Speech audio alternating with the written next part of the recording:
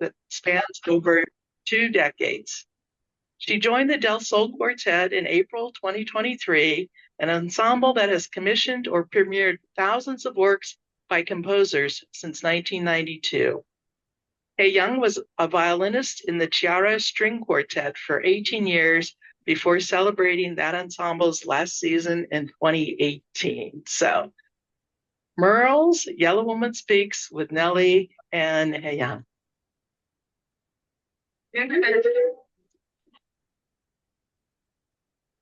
Yellow Woman Speaks. Shadow become real, follower become leader, mouse turn sorcerer. In a red sky, a darker beast lies waiting. Her teeth, once hidden, now unsheathed swords. Yellow woman, a revolutionary, speaks. They have mutilated our genitals, but I will restore them. I will render our shames and praise them, our beauties, our mothers. Those young Chinese whores on display in barracoons, the domestics in soiled aprons. The miners, loggers, railroad workers, holed up in Truckee in winters. I will create armies of their descendants. And I will expose the lies and ridicule, the impotence of those who have called us chink, yellow-livered, slanted cunts, exotic, in order to build, to abuse and exploit us. Abrasive teacher, incisive comedian, Painted lady, dark domestic, sweet minds addicts, burnish our senses. keep house, make love, wreak vengeance.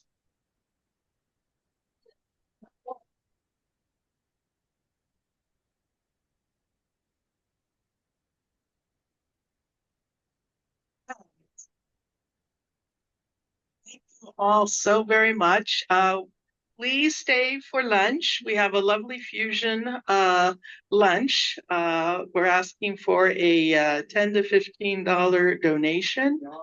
We also have, we're raffling off Merle's Frontline of Freedom poem. So tickets are $1 each or 3 for $2.50. And somebody today, and if you're on Zoom and if you'd like to buy raffle tickets, let us know and we'll throw some in for you and you can pay via digital payment platforms, I think is what they're called. And let's see, the other organization, Radical. Okay. And the Freedom Socialist Party has been around for 59 years. When I looked it up, we're going to turn 60 next year in 2026. So that's really cool. We are socialist feminists for over 59 years. So we're not Johnny-come-latelys to the ideas and the theory of needing to be intersectional and fighting for everybody and fighting against capitalism and fighting for socialism. So I just wanted to kind of give you a little brief about who we are. What I'd like to do is introduce Merle Woo, who is going to be reading from her poem On the Front Lines of Freedom, which she did and gave as a speech to Gay Pride back in 1981. She caught lots of people loved it and were inspired by it, but because she called out lots of groups, they were pissed off. And so she had yet another fight on her hands. Merle also was a lecturer at UC Berkeley, where she fought 2 discrimination cases and won. As an out lesbian, Asian American, socialist feminist, trade unionist, they had a lot to deal with. And Merle's ferocious and tenacious and courageous. Politic and being really inspired other people to fight. There were women tenured professors at UC Berkeley who had been denied tenure. When Merle fought and won, they got inspired to fight, and they also won. So again, this is the whole domino effect, but it takes somebody first to stand up. So let me introduce Merle Woo.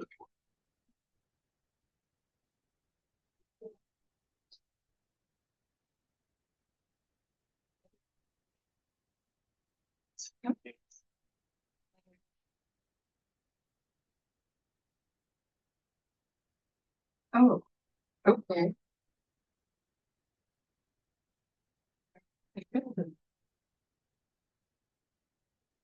Okay. I'm going to read a poem called On the Front Line of Freedom. And who will be with me on the front line of freedom? Will it be white lesbians and gays who oppress people of color, the poor and disadvantaged? Will it be people of color, my people, my Asian brothers and sisters who hate and despise gays, who look with disgust upon me, who see my lover as a ghost, a devil? Will it be working men who are sexist, who treat me with disrespect, call me names because I am a woman, an Asian woman, a chinky China doll, a slant cunt, comparing me to a pug dog with buck teeth, dehumanizing me? Will we be on the front line of freedom? I don't think so. And yet I am fighting for the rights of just those people who oppress me because I am a lesbian mother, an Asian, and a worker. I stand with those who are the most enslaved, who have no say in the determination of their bodies' choices, their minds' wills. Face to face, the right wing on the front line of slavery calls their continued bondage, population control, the Family Protection Act, the moral majority. Just listen to the White House fathers on the Human Life Amendment. On the front line of freedom, I march and stand with all the women of color who have been sterilized, 80% of the tribe in Oklahoma, so that the U.S. will inherit in one generation the earth rich with uranium, gold for nuclear weaponry. 42% of all Native American women, 35% of all Puerto Rican women, 25% of all Chicanas have been sterilized. And of course, you know, and you remember that in 1945, a motion was up before Congress to have all Japanese American women who were interned sterilized. It lost by only one vote. Those poor young women of color who go in to deliver a baby and come out sterilized, those who go in for an abortion and can't have one. I stand with the Black mothers and fathers of the children of Atlanta, the Black parents in Oakland whose babies are dying. I march with the poor lesbians and gays who have no legal aid, who don't know what it's like to eat real piccata and chocolate mousse tort at Fife's on the Russian River. The ones who hurt the most, who can't keep cool on summer days, picking shells by the seashore, who can't keep warm winter's nights with chestnuts roasting by an open fire, who don't know what it means to have a regular checkup. The old who are poor and sick and lonely, shunted from one hospital to another, maybe a hip broken and sometimes the spirit. Medi-Cal gals and guys. I stand with the physically disabled and the clerical workers who type in asbestos offices as if they had a choice, the factory workers who get brown lung disease, the electronic production workers who are slowly dying in the Silicon Valley because of constant exposure to noxious chemical carcinogens. I stand with political prisoners and those falsely accused confined to penitentiaries because of the laws which protect the rich. Because of the history of my people in this country, I stand with those who cannot immigrate because of race, sexuality, lack of profession, political persuasion. We are called the undesirables. Finally, I stand with those who may not be oppressed because of their race, sex, sexuality, physicality, class, or age, but who know why discrimination exists and will attack the source, capitalism. I love the word socialism because of the root social, a focus on social relationships, community, and the freedom to associate, recreate, rather than on capital, class, profit, and not people. I love the word feminism because when I say think and act it, I mean multi-issue revolutionary feminism, which attacks white, patriarchal, Mr. America, Judeo-Christian, heterosexual models of hierarchy and exploitation that hold all women, men of color, poor and gay men back and inferior and with unfulfilled potential. I march, stand, and fight with socialist feminists because, in its purest, most fulfilled definition, in theory and action, it is revolutionary feminism, which is a fight for everyone who is oppressed in one way or another, and which has as its goal the certainty that those on the front line of freedom will inherit the earth.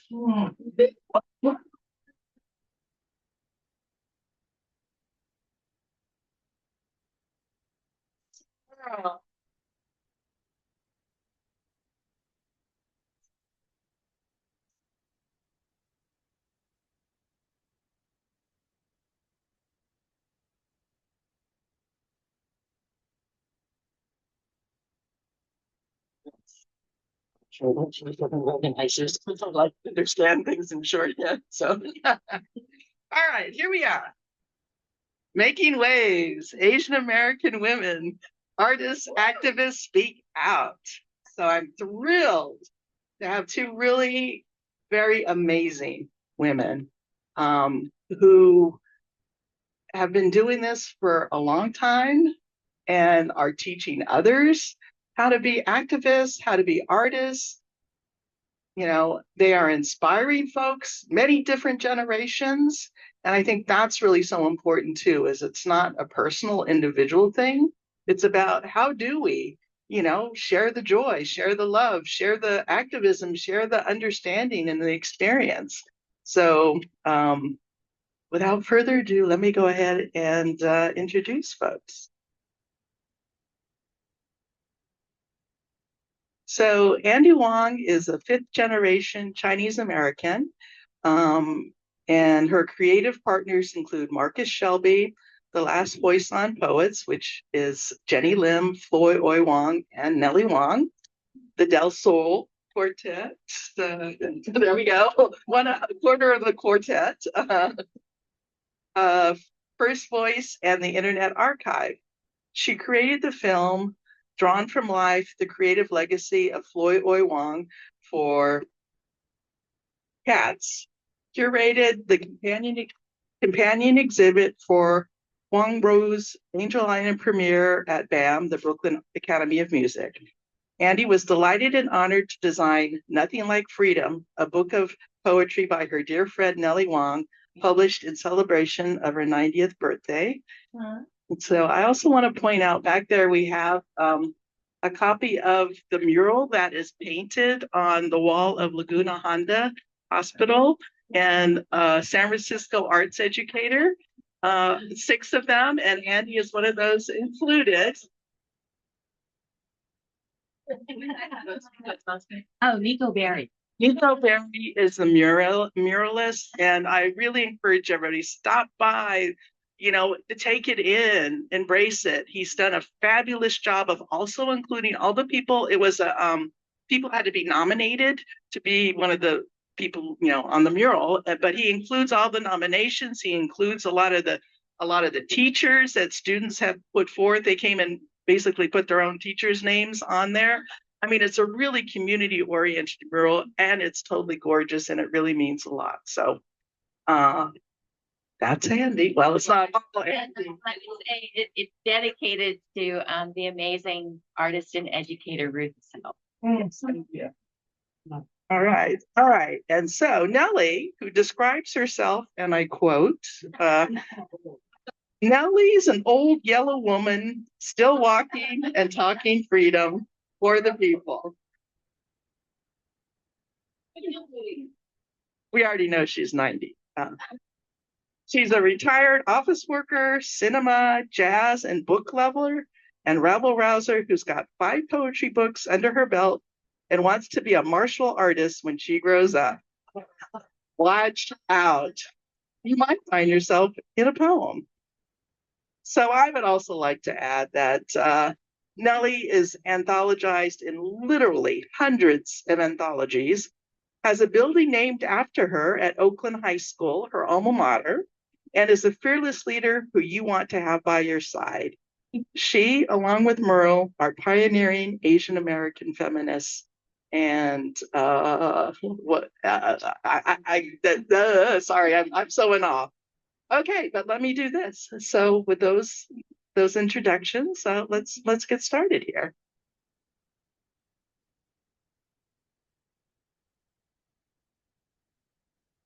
Okay, so first off, how do you define art and its purpose? I always like to start by thinking of art as a question that everybody should ask themselves, what is art to you? And begin with that. I think that there's a belief that art is about creating a product, and I like to challenge that. I think art is the process, and that it is the thing that we create together in response to all of the circumstances of our lives, all the stimulus around us, our memories. It is so rich, and it is something that we take everything in, we transform it, we distill what we know, and then we put something back out into the world that is truly a gift. And that's how I define it. I agree with Andy, and I was just thinking before this celebration today of how art could be very mysterious, I think, and you don't realize, or I didn't realize as a young girl, as a person, and a worker, and as a Chinese American born in Oakland Chinatown, that art would ever be a part of my life. But I also see it as a response and an urging that comes deep from within the life that you lead, and looking around you and wondering, what are we fighting for? And we certainly know what we're fighting against, and then how the expression through art is a part of our lives. And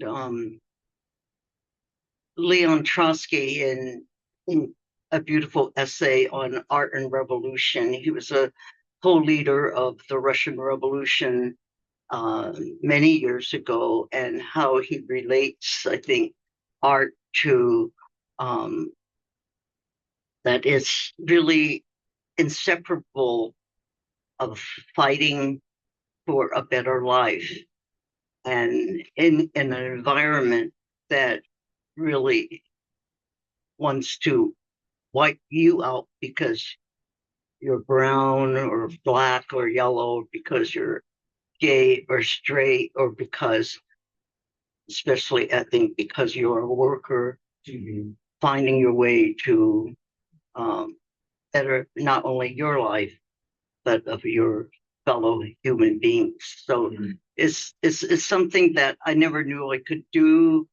And it took a long time to say that I was a poet and a writer and an artist, because I grew up thinking, I don't know anything because I am only a girl.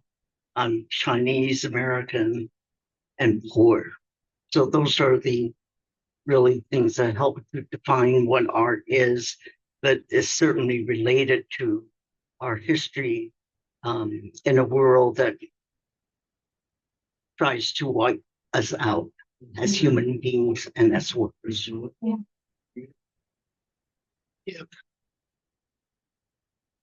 I also wanted to let folks know that we are recording this. So if you need to do something with if you're on Zoom, something with your camera, if you don't want to be seen on camera, just be aware of that.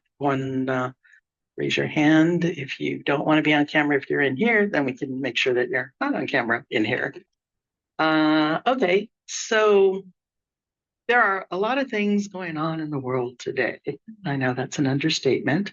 But how do you view your art and activism in this time period? What is the messaging that you want to get out with regards to inspiring, pushing, encouraging, educating folks to to stand up?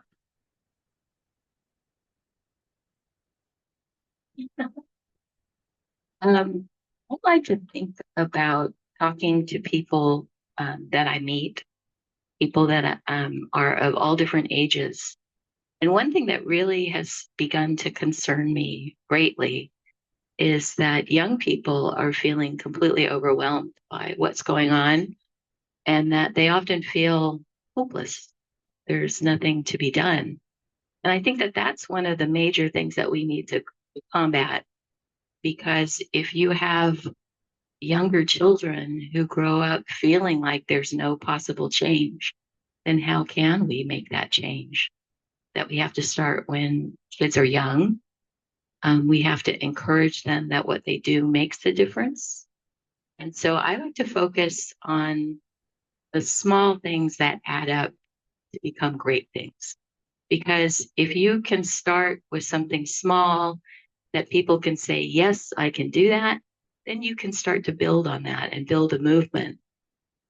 So I would say that is something that really strikes me, is that our role, my role as an educator, as an artist, as a teacher, is to listen to my community, to respond to their needs, and then to do everything possible to show that I can imagine something different. And that if I can put that image forward so other people can agree, yeah, I like that. That choice is far better than this one. It's easy. It's like, no, I don't want that. Yes, I want that. I'm going there. And that, to me, is a really effective strategy. That's what I like to do. I think that's a very, very important question, Nancy, because I think that I've alluded to that just at the earlier remarks that I made, and how without becoming involved and getting active, I don't know how the art would have been able to be expressed. And yet it's as if the world has been telling me that I never counted, because I'm a girl, I'm Chinese, I'm poor, I'm working class, and especially I think around having grown up in Oakland Chinatown, and then I think really related to having worked so many years, 40 plus years as an office worker, a secretary and such, and how my labor was diminished. I was there to make the coffee and type pages and pages of work and not being recognized for the labor that I and my coworkers have contributed to. And so I know sometimes that sounds like, well, what are you talking about, Nellie? And I think it comes from deep into my life as a person, and how I was always searching for not only identity, but searching for the reality of who I was and who my family and friends and fellow workers were and are. And that's definitely connected to how activism in the Freedom of Socialist Party and Radical Women, as well as in my organizing with Asian American women to come up with Unbound Fee, a collective of Asian American, Chinese American, and Korean American women in voicing our concerns as as gendered, as sexual, as political, and unheard voices. So, and that I want to share this too, that my late comrade and sister poet Karen Brodeen, when I met her at San Francisco State University, and we were fighting for women's inclusion as part of literature to be studied and read and heard and such. And just joining in that fight as a worker and as a wannabe poet and writer at that time, it really brought home to me how important what I was going to say and was saying is a part of changing, helping to make the changes that we were after.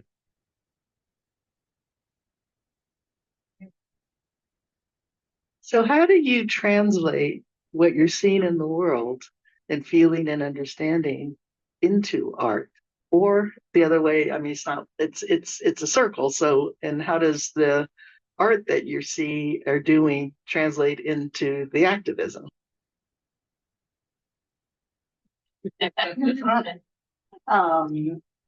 It's, I know for me, it really does have to trying to asking, I think, the questions of who I was and the identity part. The search for identity is really a very, very strong motivator to connect to the world and just and I think looking around and seeing what was happening to people who are being discriminated against and not understanding why there wasn't an appreciation and a love for human beings and taking into consideration the conditions that we face as human beings. So it's a cry out for change, because if I couldn't change, how would the world change?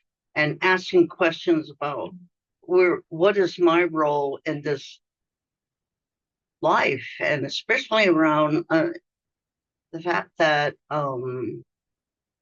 even though I got married and divorced and not becoming a mother, and then how would I ever fit in to this world that pushed capitalist, bourgeois, and heterosexist conditions on us, and to believe that I could not be me. And who was I? That's a part of the so much that pushed the art out, and then and just going to college when I was in my 30s, and then I thought I was supposed to learn from all the professors and the students. And I found that that process of learning and questioning and studying and organizing and such, how that all came together then to make connections that I was not just this individual who would never be able to find herself and to really see who our communities are and what they fought for. It really is. I mean, I'm sure we can all have a conference on such kind of discussions, and We should.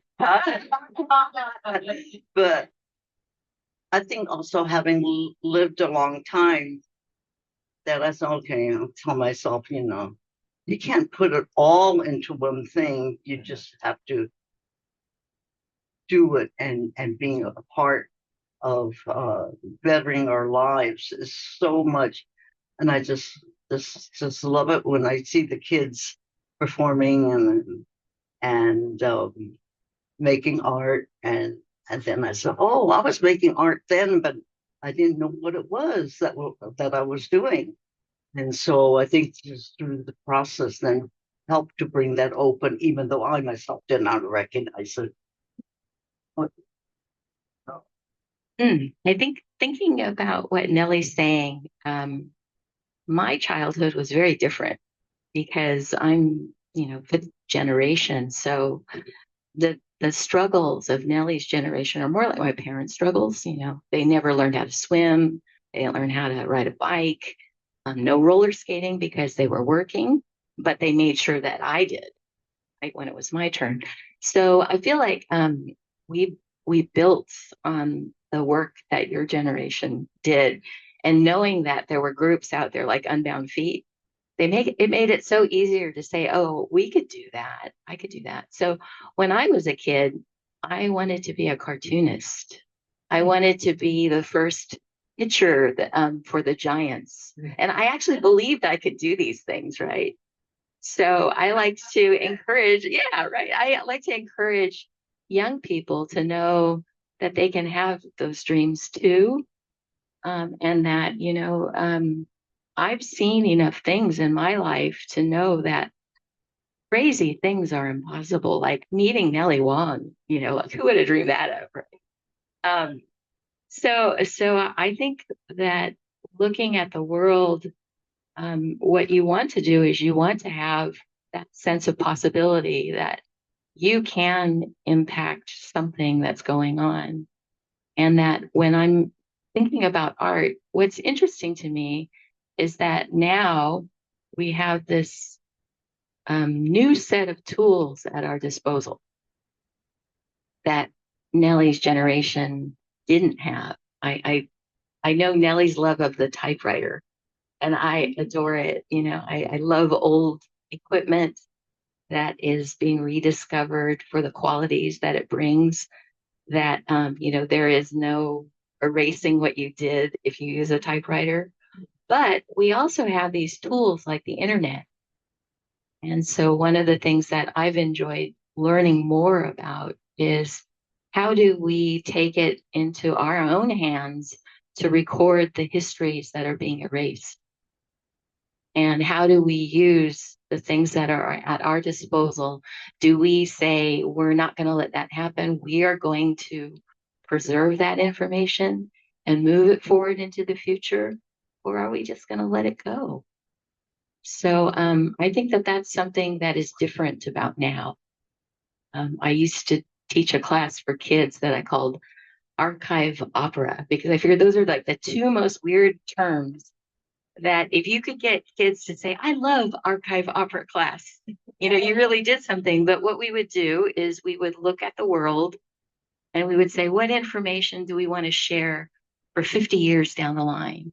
And the kids would be able to do the research, find the things, they would actively be able to save it. And then I would say, okay, what did you learn from these things? Let's make your own work. And that was the opera part. And then we would say, that work is deserving of being preserved. And we would preserve their work, because who knows what they're going to grow up to be in 50 years. So I think that that's something that's really exciting about this time, is that any one of you could choose, what is it that I care enough about to save for the next generation? Thank you. That's making me think. Yeah. What I love, what both of you do so well and consistently, is the understanding that we're passing things on, right?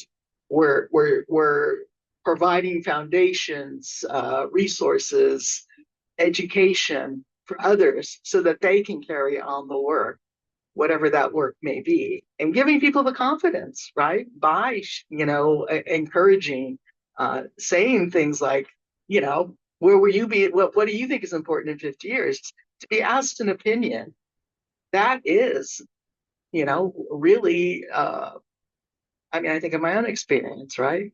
I realized when I was an adult that nobody had ever asked me what I thought. And you realize, wow, that's really tragic.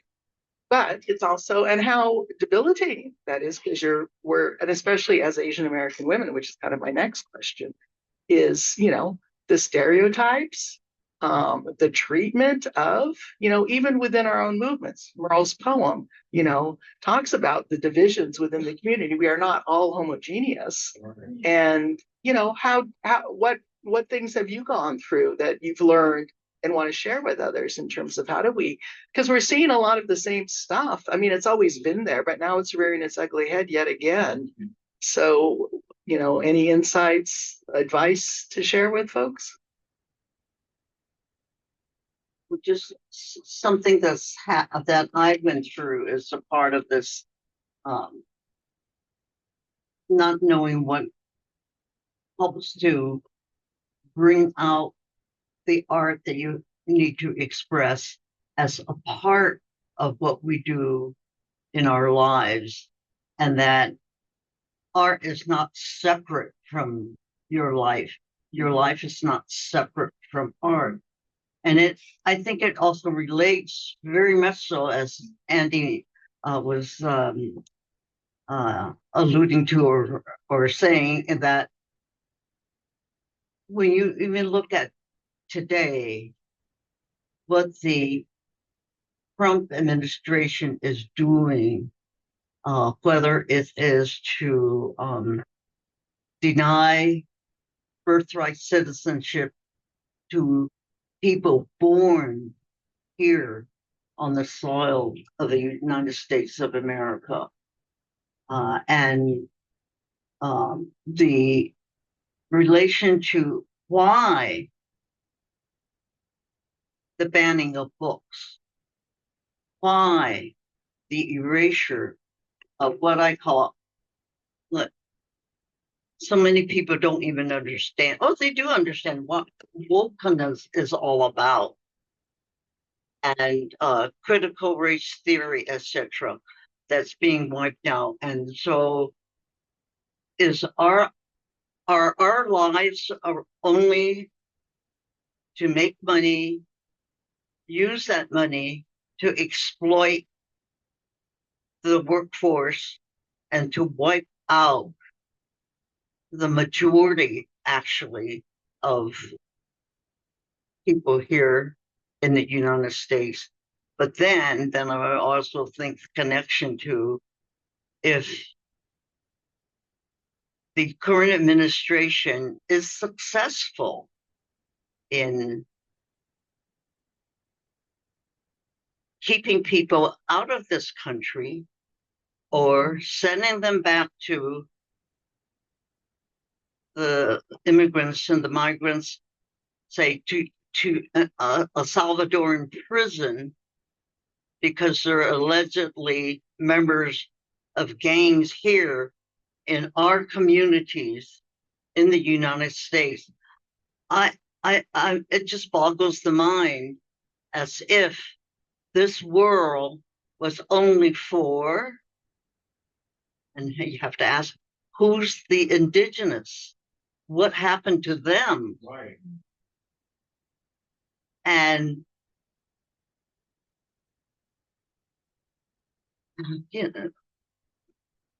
make America white again is false.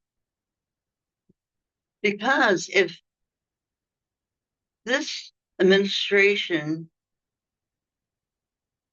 the Supreme Court, and everyone else that would, even though lower court judges are fighting what Trump is doing, trying to do, especially around birthright citizenship and other matters, is if everyone was sent back to where they came from, and it's happening right now on the streets. People are told that whether you're Asian American or whether you're Black or brown or, oh, you look like the gay person, even if you aren't that, you don't belong here. So why is that happening? So I think the relationship of what we do as the people who are being wiped out, and our cultures and our and the changing, evolving cultures that come from the political and social and working conditions of the lives that are lived in reality. So I think the activism then also is connected to who you are, but you're still, while we are individuals, we are a part of the human race that still needs to fight for its own humanity, and that the humanity and the rich and the conquerors, it does not belong to them. We have to even fight for our own humanity. And it just makes me, we have work to do as writers and artists and activists and as family members, as immigrants, and as sexually diverse peoples. So that is, I think, so much of it is that if you want to be a part of this world, you got to fight, because that's what it's about, and fight for those changes. And I've learned so much from meeting and working with people like Andi and Merle and my comrades and my coworkers, etc. How much that is. And the one incident I wanted to share, I think, is who has privilege? Workers really don't. I was working at Bethlehem Steel Corporation for many years, and I had lunch out, and I ran into my brother and decided to have lunch with him. This was in Oakland, and I took a 2-hour lunch. I mean, secretaries do not take 2-hour lunches. This is in the '60s, but I got back to work. My boss said, who said you could take a long lunch, Nellie? I said, no one. And I said, I ran into my brother and we decided to eat. And so talk about the oppression and the no privileges at the workplace at all. And I think it's probably no different from the current crop of tech workers, as if that's the only kind of work that is work, or only if you're laboring in the fields is that supposed to be labor, and understanding the relations between the workers and the bosses and the system by which we are living under now, how that, and it took a long time for me to realize, and if I didn't meet the Freedom Socialist Party and radical women, and if I weren't a worker myself, that would not have happened. So there's that relationship that is so much a part of the impetus of why we write and are active, and why we go out on the streets. In addition to what Nellie said about being a fighter, I like to add that I want to be a lover. That love as an agent of change is highly underrated. I think a lot about, I've had some really interesting experiences where I've gotten to be in a room with neuroscientists, and they talk about what happens to your mind when you're scared and that you can't think. And that one of the things that this administration is obviously trying to do is mess with our minds. And so one of the things that we can do is learn how not to go there. I think that that's something that everyone in the room should really think about is self-care, knowing more about what triggers you and when you feel it happening, what you can do. Because in order to fight a bully, you got to have your wits about you. And so that's something that I think we don't teach enough to young people, not to fall for the trap. And that I think Merle's poem was really a beautiful way to start in a young year thing too, that what we're doing is for everybody, you know, whether they believe it or not, that if you come from that place of pure intention, that maybe you have a possibility of counteracting what's going on, maybe not with that person, but maybe with the person next to them. So I think about that. Again, my experience is very different from Nellie's. I think we both talked about that we've had like these weird things that catalyzed our trajectories. And so mine definitely was working in a school because it was a public elementary school. And I always remember the first time that I was in a classroom and the teacher was going around the circle and saying, okay, where do you feel safe? And one little boy was like, I never feel safe. When I sleep at night, the bullets come through my house right over my head. And he said, this is where I feel safe in school. And I thought, oh, well, we can create that environment for that child. And that is one thing that we can control, is we can control the environment. And I see here that this environment here is really beautiful and safe. And that's the first step to having a space where you can create something to happen.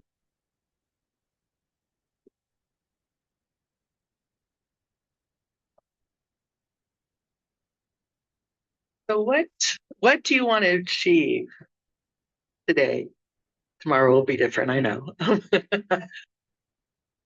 With what you're doing, right?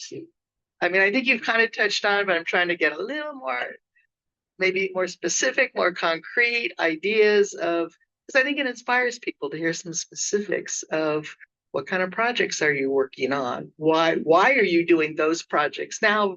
Perhaps instead of doing some other project you have, you know, there's a sense of urgency now. So the choices that you make are being made consciously. So it's, I think, you know, what's your thought process that goes into the art and activism? I'm going to start with a conversation that I had this morning by text. I have these beautiful friends who sometimes text me in the morning. And yesterday we had a celebration of life for an amazing artist. His name was Mark Izu, and he's considered one of the founders of Asian American jazz. And so we did a performance in the Herbst Theater, you know, 800 people with the reception and gathering, and so many artists and activists and amazing people. And I think it was just beautiful because everybody felt like we had honored Mark. So we were, a friend texted me, she's in the room right now. And we started, she had actually texted something or messaged somebody through Instagram, a friend in Italy. And this friend was somebody that we had worked with on a project called the Immigrant Yarn Project, which was kind of a crazy project where groups of people were invited to create a knitted totem.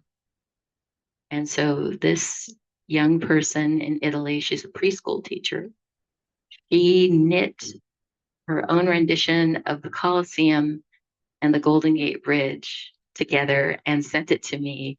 And we put it into this totem. And my friend Mara, who's in the room now, she went to Italy to meet my friend Anna Maria and was completely surprised to find out that Anna Maria and I have never met in person. But Anna Maria took Mara around Italy, showed her the sights and everything. Anyway, Mara sent Anna Maria this message about quilting, and Anna Maria sent back a message about how she had just done an action about Gaza. And she had taken a sheet and wrote peace in Italian on the sheet. And so I asked Anna Maria if she might help me on a project about Gaza right now. It's a joint project between an amazing artist who's very well known here in San Francisco as being one of the artists that painted the Women's Building mural, Juana Alicia. And Juana Alicia has created this amazing art piece to our mutual friend, Jenny Lim's poem called Not in Our Name. And we've been doing this simple act of translating this poem into as many languages as we can. And so we have it in Spanish and English, German, Mayan, different dialects of Chinese. And so I asked Anna Maria if she might translate the poem. Or it's actually translated into Italian by a young person that I met who was feeling really helpless. So I asked her, do you think you may be able to find a friend who could help us translate this poem? And that was her action, that she managed to find a friend to translate the poem into Italian. So I asked Anna Maria, would you read the poem and record it on your phone and we'll post it? And we're sharing all of this content freely. It's beautiful. You can go and download it and print it out and share it. And Mara said, well, if it's translated into Italian, maybe I can find some way to translate it, read it in Hebrew. So we were talking about how it's really important to leave space for people to contribute. And that sometimes our temptation is to do everything. And in this case, we want more people to be involved. And so today, like I was talking to Hey Young, maybe we could find somebody to do it in Korean. And maybe in this room, somebody here knows a language that we don't have. And that's how projects grow. And I told Mara that I feel like poetry in particular is a language of both protest and possibility. And that sometimes even something as simple as a poem can change everything. And I think we have to believe that. We can't say, I have a dream, I think. We say, I have a dream. Say it with belief and conviction.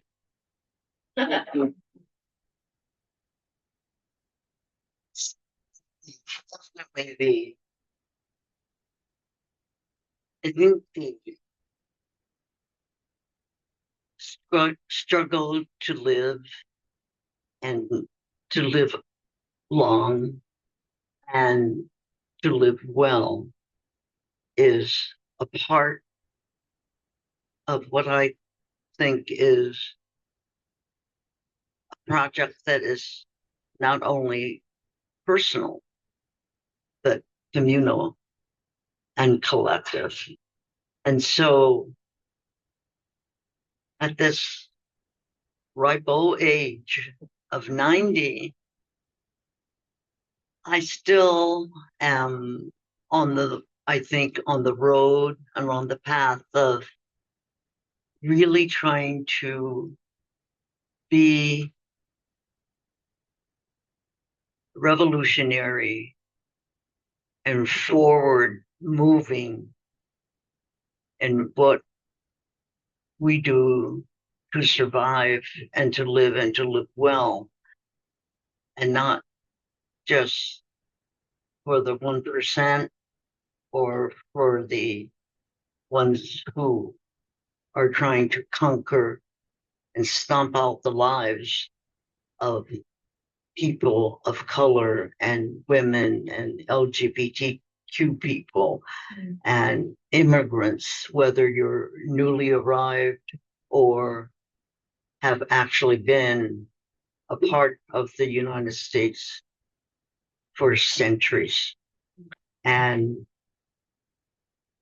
by that, I think I'm also talking about how important it is to be a part of the Freedom Socialist Party, part of Radical Women, and the last White Song Poets, and other groups that I have been really honored to be a part of, to help make those changes that we are concerned about, and to really build strong, healthy human beings, regardless of the kind of work they do, regardless of whether you come from a rich background or a poor background. And one thing that I'm doing right now that I'm getting much inspiration about is I'm rereading a book called Aranya by this long, well-known writer who I have to say it's really been difficult for me to pronounce his name, but he was the writer of many books and a well-known Indian writer. And what it has to do with me, I think, is I'm not sure, but the struggle of which is related in this Aranya, which means of the forest, and the connection between human beings and nature. Mm-hmm. And some of you may have watched the Aku trilogy of films by Satyajit Ray, and how he then expresses through these films the struggles of poor people in India, and then also to recognize our connection to nature, that nature is not to be only belong to those who can afford to buy it or change it, etc. And so that is inspiring me to even think more about what is my role, and what I think my role also is, which I take up the banner of, even when I say that I want to be a martial artist when I grow up, that is a part of it, because the martial arts, as brought on by the Chinese and the Japanese, etc., in the very, very many thousand years of culture and battle, etc., that how that is a part of what we do. So it's really the connection, I think, to who we are or who I am as a human being, and that I can't sit quiet. I can't sit unvoicing what needs to be voiced. And so that, I think, also illustrates at least my desire and the work that I've put out there for myself, even though, I have a gastritis and a whole bunch of other stuff. And how do we do this? And so I think the beauty in actually living as human beings, fighting for the changes that are not for me alone, but for the communities and the people we care for and love, and that they can't disempower us because of the conditions related to what's going on under capitalist world. It's very, very personal, and yet at the same time, it is political. All right, thank you both for just all these insights. We're going to have discussion. I want to ask you two maybe to think about questions you want to ask the audience, because there's a lot of people, everybody here has something to contribute, has some thoughts. And again, in Freedom Socialist Party, we talk about the collective brain being so marvelous. But before we start discussion, I wanted to call Christina up here, and she has a quick, brief announcement appeal. All right, so first of all, I just have to say it has been an honor to hear from Merle and from Andi and Nellie today. You know, it's like, this is the kind of stuff that, you know, can only happen in a place like this, where, you know, people who are not here to make a profit, people who are here to bring folks together for revolution, for action, for all of our collective good, you know, would want to put on an event like this. And in order to do that, to keep the lights open, to pay the rent, we need money. And so, why be coy?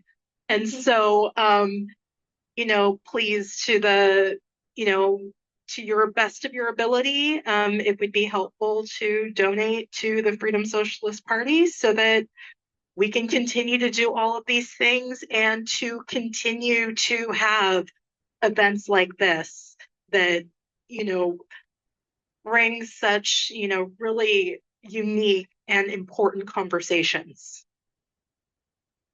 Thank you. We'll have baskets going around, so give what you can. Anything is appreciated. All right, so here's how we're going to do discussion. We got folks on Zoom, so Norma, thank you for being our Zoom tech. Will alert me when there's somebody raising their hand on Zoom, and then we have folks in the room, so if you can raise your hand, I will call on you, and yeah, who wants to get us started? I'll end recording too. Okay.